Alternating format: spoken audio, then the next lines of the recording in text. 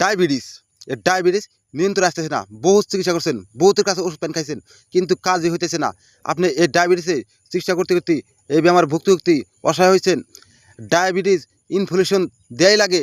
আমি এমনও গাছ আপনার কাছে তুলে ধরছি, যদি মাত্র 1 সপ্তাহ ব্যবহার করে দেখতে পারেন, ইনশাল্লাহ একেবারেই দেখবেন ডায়াবেটিস সপ্তাহের মধ্যেই নিয়ন্ত্রণে এসে যাবো গা। সৃষ্টিতে এমনও গাছ জমিতে দিচ্ছেন।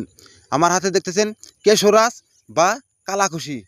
এই গাছের আপনি লক্ষ্য করে দেখেন, গাছটা দেখেন, এই যে এই গাছের ডোগা নেবেন, এবার করে 3টা ডোগা নেবেন, 3টা গাছে 3টা ডোগা নেবেন। আর পেয়ারা গাছ বা হরপি গাছ, এই হরপি গাছের 3টো পাতা নেবেন, মূল জ্বালা পাতা নেবেন।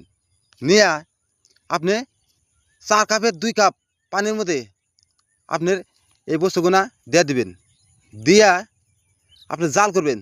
জাল করার জন্য 1 কাপ হবো, আপনি সকালে খালি পেটে খাইয়ে দেবেন। এবার করে ডেইলি আপনি 7 দিন খাইয়ে দেখতে পারেন, ইনশাল্লাহ একেবারে নিয়ন্ত্রণে আসবো।